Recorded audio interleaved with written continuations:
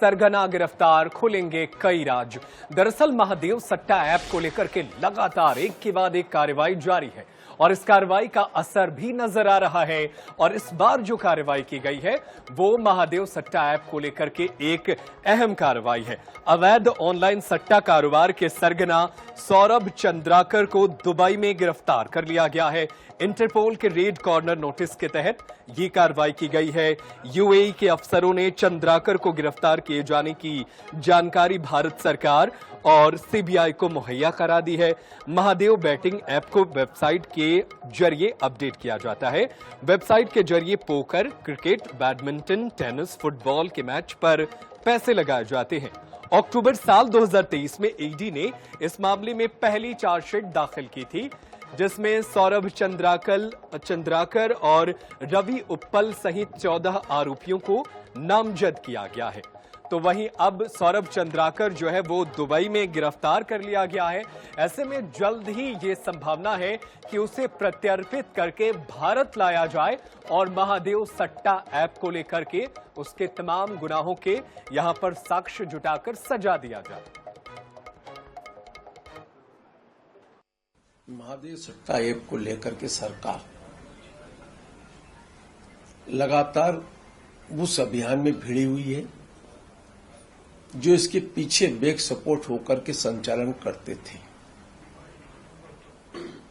और उसके अंदर चाहे वो सौरभ चंद्राकर हो, चाहे वो पिल्ले हो, चाहे अन्य कई लोग हैं, जिसको लेकर के छत्तीसगढ़ का पुलिस विभाग लगातार सक्रियता के साथ में काम कर रहा है।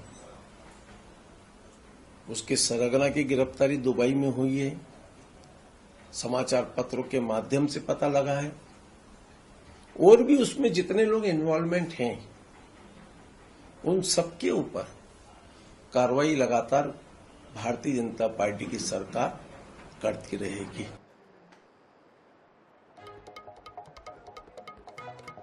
और चलिए इसी खबर पर ज्यादा जानकारी के लिए हम अपने सहयोगी का रुख कर लेते हैं। हमारे साथ हमारे सहयोगी आनंद नारायण ओझा फोन लाइन पर मौजूद हैं। आनंद, ये बड़ी कामयाबी के तौर पर देखा जाए सौरभ चंद्राकर का दुबई में गिरफ्तार होना, और क्या अब ये माना जाए कि जल्द ही सौरभ चंद्राकर को भारत प्रत्यर्पित किया जाएगा ताकि सीबीआई इस केस में जल्द से जल्द फैसले के लिए आगे बढ़ सके? दुर्ग पुलिस के लिए और पूरा प्रदेश सरकार के जो गृह मंत्री थे विजय शर्मा साहब इस बयान दिए थे कि हम इसको छोड़ेंगे नहीं, तो छोड़ेंगे नहीं। और मुख्यमंत्री साहब ने कहा था, उस पर पुलिस ने आगे बढ़ा। आपको जरा ध्यान दिला दे पूर्व के दिनांक में कि दुर्ग के मोहन नगर थाना क्षेत्र मोहन नगर में इसकी सौरभ चंद्राकर के खिलाफ पहली एफआईआर हुई थी। अब तक ये कहे जा रहे थे महादेव से जुड़े जो लोग थे कि उनके खिलाफ कुछ नहीं हो सकता, क्योंकि वो इतने पैसे में आगे बढ़ चुके थे कि सबको खरीदने की बात करते थे। क्योंकि शादी में इतनी बड़ी बड़ी हीरोइनें और हीरो डांस किए, तो उसके सगाई में डांस किए, तो ये कहा जा रहा था कि वो किसी के दायरे से बाहर आ चुका है। लेकिन दुर्ग पुलिस ने अपना दायरा बढ़ाया। पूर्व एसपी डॉक्टर अभिषेक पल्लव ने अपराध दर्ज किया। उसमें वर्तमान एसपी जितेंद्र शुक्ला साहब और खास करके दुर्ग रेंज के जो आईजी जो दुर्ग एसपी रहे, उसमें लुकआउट नोटिस जारी किए। इसके परिवार और अन्य जो इसके हुक्मरान जो जुड़े हुए थे, जिसमें लाखों युवाओं का भविष्य चौपट हो रहा था, उसमें लगातार पुलिस आगे बढ़ते गई। करते करते इंटरपोल की मदद से सीबीआई या अन्य एजेंसियों का साथ लेके आज इतनी बड़ी कामयाबी मिली है।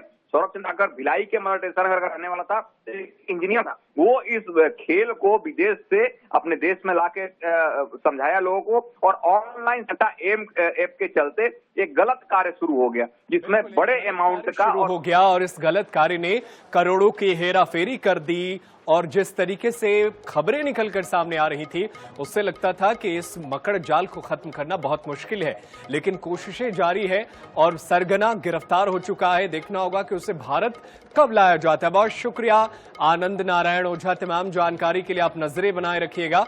आगे भी आपसे जानकारी हासिल करते रहेंगे।